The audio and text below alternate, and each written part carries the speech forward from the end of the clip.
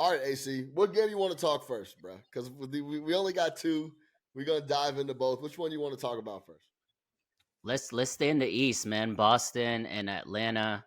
Boston been in Hotlanta getting lemon pepper wings now for 2 nights in a row, waiting for this game. So I don't. It's hard. That's why I was like, Hold are on, they let me gonna set you really up. go Let me out? let me set you up. Let me Yeah, set you up really quick because I got a bunch of trends here. I'm gonna lay out for the people. Set the table. It's a big number, 16 points here in Atlanta. Before we jump in, because they have been in Atlanta kicking it for a couple of days now. But let me lay out. Let me set the table for you guys a little bit. We know what happened last game on Monday.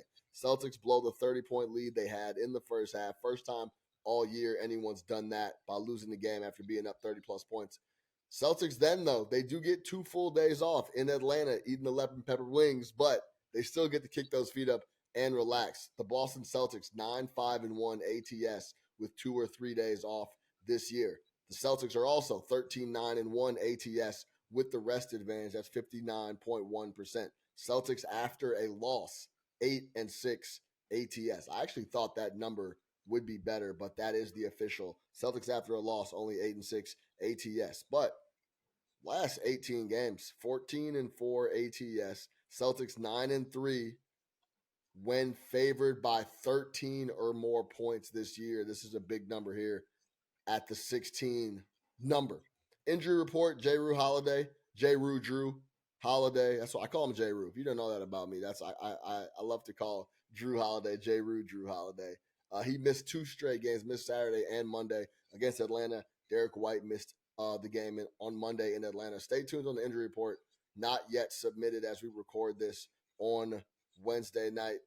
But yeah, that's the table for the Celtics. Let me give you a couple quick things on the Hawks, AC, and I'll get your thoughts. They've won 3 straight and 3-0 against the spread. In back-to-backs this year, the Atlanta Hawks, 4-8 ATS on no rest. This is their 4th game in 6 nights here coming up. They've all been at home, but it's still 4 games in 6 nights. 5-14 are the Atlanta Hawks with the rest disadvantage. That's 26.3%. That's the worst in the NBA. They're coming off a back-to-back while Boston is having 2 full days off. That is the worst rest advantage you can have, essentially, in the NBA. Injury report still pretty rough playing their game in Portland today. Still no Jalen Johnson. Still no Okongwu as well out for the Atlanta Hawks. All right, AC. I threw a lot of numbers out you there, a lot of trends, a lot of ATS trends. But overall, this is a Celtic spot for me. Talk to me about this matchup. yeah. For those who don't know, me and Sean, we do this show, weekly for you guys, but we're also friends off the screen, right? And we are in alignment when it comes to Boston and how they are. They are an elite front running team. When they are up big, they're gonna blow teams out. So if you like this number, they're gonna blow them out by 20, 25. To be honest, I don't think that number is gonna be close if they're gonna blow them out.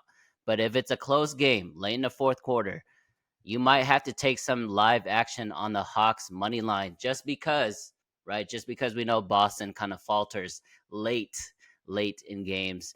Maybe they'll fix it before the playoffs. Who knows? But those are my thoughts there. I like to jump into the murky waters, especially in Atlanta, laying big, Yeah, you do. getting big numbers like that. But for some reason, this plus 16, it didn't really speak to me, and I'm just gonna lay off of it. Sometimes the best bet is no bet, but I'm gonna cheer for you, Sean. Yeah, I'm going to go ahead and lay the points. I'm going to lay the 16 with the Boston Celtics playing the Atlanta Hawks. Keep an eye on the injury report. Who knows who plays in this game, but I don't see why most of the guys that went on Monday for Boston won't go again. Hopefully they can get Derek White back. We'll see. Drew Holiday's dealing with the hand. We'll see what happens there. But either way, even if those 2 guys don't come back, I don't even want to call this a revenge spot because I'm with Matt Moore on the idea that these March, NBA games don't really matter. But I think there's just flat out too much talent and a way better team here in Atlanta. As I mentioned prior, the Boston Celtics coming into that game on Monday, 14-3 against the spread the last 17, covering the number by an average of 14.3 points, not winning games by 14.3 points, covering the number by 14.3 points, 7 wins by 25 plus, 2 wins by plus 50 points. So they have been mashing people and putting these bad teams and essentially good teams in the league away and in the dust frequently. They were up 30 in this game. I think they just, for whatever reason, got extremely lackadaisical. They looked up, and by the time they looked back up, that 30-point lead was 10-12, and then it was an NBA basketball game again. If you want to lean first half and lay the 7.5, 8.5 points, I'm not mad at that either. Along with New Orleans Pelicans, the Celtics have been one of the best first half teams in the NBA.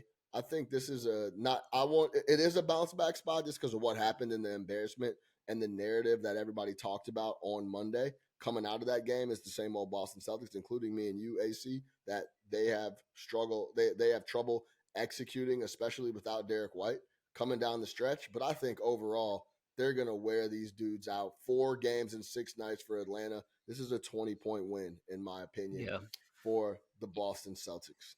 Yeah, one last thing, and I'm not a big trends guy. I know like people love they're 9-1 in their last 10. They've covered 8 of those games. Like all of that does matter because they're exceeding expectations. But a spot that I like to see is also the totals, right? Like if the total is going up, you would favor the explosive offense. And in this case, we know Atlanta. You made a great point. 4 games in 6 nights, they're not going to play much defense in this game. So if you don't want to lay the 16 or you don't want to even touch the spread, maybe look into team total over because I do think Boston's going to get buckets all night long. Yeah, that's a great point. And I'm looking at the team total as we speak right now. There's a number out there in the market, 11:10 p.m. on Wednesday. Team total over 120.5 minus 130 on the Boston Celtics. I'm confident they hang a bigger number than 120.5 against the Atlanta Hawks. Over 122.5 is plus 100, even money there. It's really interesting.